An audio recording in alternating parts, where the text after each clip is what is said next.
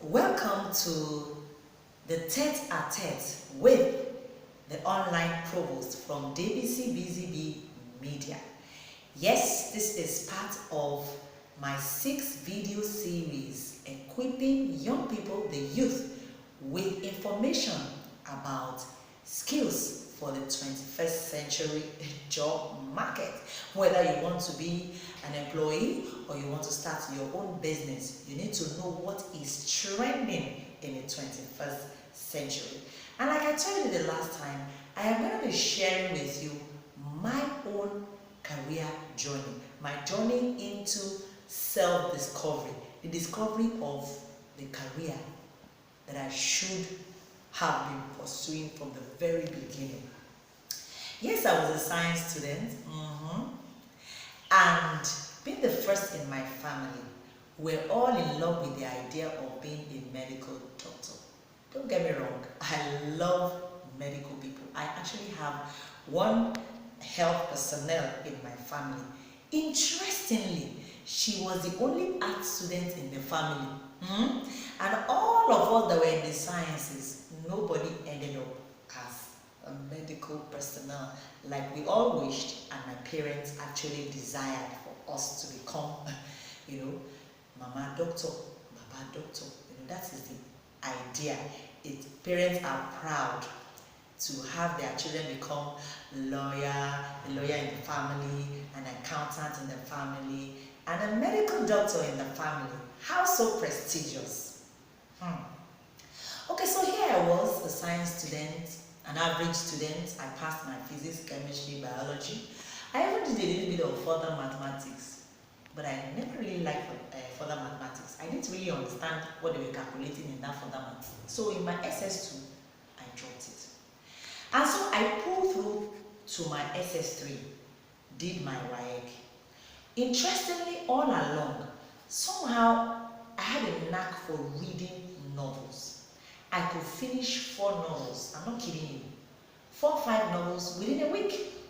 In fact, my best birthday gift, or any gift at all, is just get me a novel, a storybook, and I will so fall in love with you and thank you profusely as a teenager. So often my dad will go to a shopping mall or a bookshop, get me, a set of storybooks, novels, and within a week I will have finished it. And I will like, Daddy, please could you get me some more? And he was so frustrated. He said, look, I don't have money to be buying you books every week like this. But it was something I loved doing. And none of us paid attention. To this habit, this thing that comes to me, this natural skills and talent that came to me. So I wrote my physics, chemistry, biology in WAEC.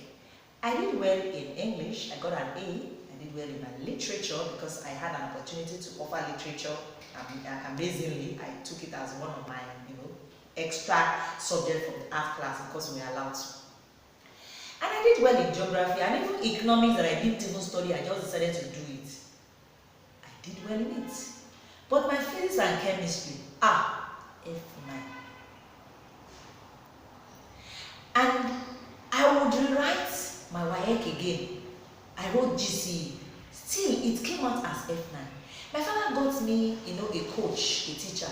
We did extra lesson. We did a lot of reading. I put in my best, did a lot of reading, overnight reading.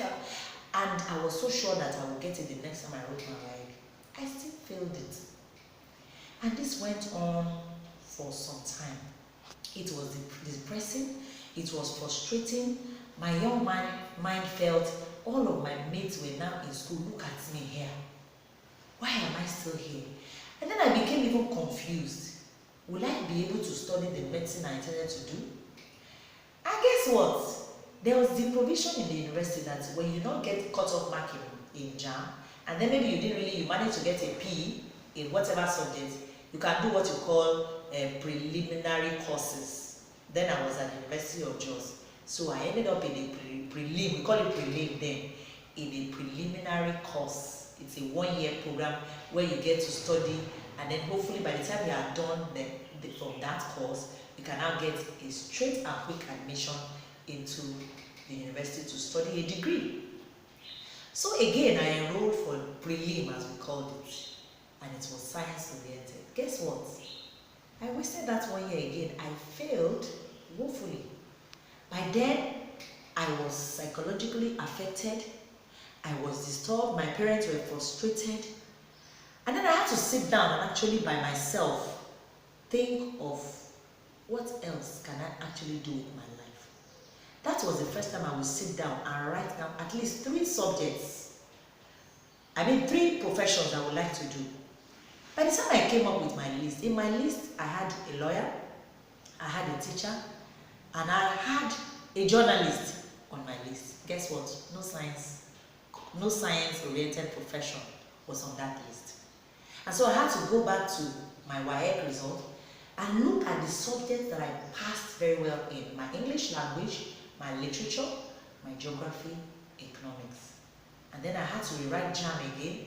And this time I got admitted into the university to study English language. Today, I'm a media professional, I'm a communicator, I'm a coach, and I'm a motivator.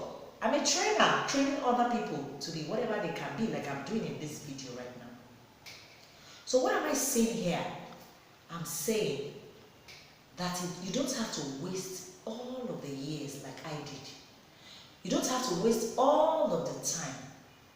Now is the time to look at what you're good at. Like I said in the last video, look at the subjects you do well in. Do not say my friend is studying so course, or the children of Lagbaja, the children of my friend, Professor Lagbaja, Dr. Lagbaja are all in sciences. Our cousins, my nieces, they are all studying so course. So my children must study this course, or I must also follow suit. To prove a point, you have no point to prove to anyone. So in order not to waste your time, your years, your efforts, take a closer look at what you're good at. We have often heard of, young people who, in fact, the particular one, he studied law. His parents wanted him to be a lawyer. And when he was done studying law, he gave them the certificate and went on to pursue other things. I had people who studied arts at the university where I studied, and this young man was intent on studying medicine. As soon as he was done with his first degree, he eventually went to study medicine. He enrolled for medicine because that was where his heart was in. So it is important that we spend time to actually look inward to what you're good at, the subjects that you're good at, the skills, the things that you enjoy doing, the things that come to you easily. You can be an architect if you love technical drawing. Yeah. If you love literature like I did, you know that definitely you're going to be in the arts. You're going to be either arts or social sciences. You're not a science person. Of course, you can be a science person and write books and read a lot of books. But all of these things help you to discover who you are, discover yourself. So, do not pressure yourself. Take time out to know yourself. Take time out to study what you are good at and begin to pursue what you are actually good at. Look at your options. And like I said, in the 21st century job market, it is changing. We have jobs like graphics designer, data analyst, web designer, web manager, human resource person. And unfortunately, our universities do not provide courses or offer courses that will help equip our young people. So while you are studying at the university for whatever course you end up going into, ensure that somewhere along the side, you also acquire these skills to prepare you for the labor market. Remember, there are jobs to be filled. There are not enough skillful persons to fill this job. In order to make yourself sellable in the job market or in whatever business you intend to pursue, now is the time to get it right. I'll catch you in the next video series. Until then, please believe in yourself, pursue your own skills and goals, know your strengths and weaknesses, and just run in that direction. Catch you next time on Tete-a-Tete with your online provost from the DBC BZB Media Academy. Catch you next time.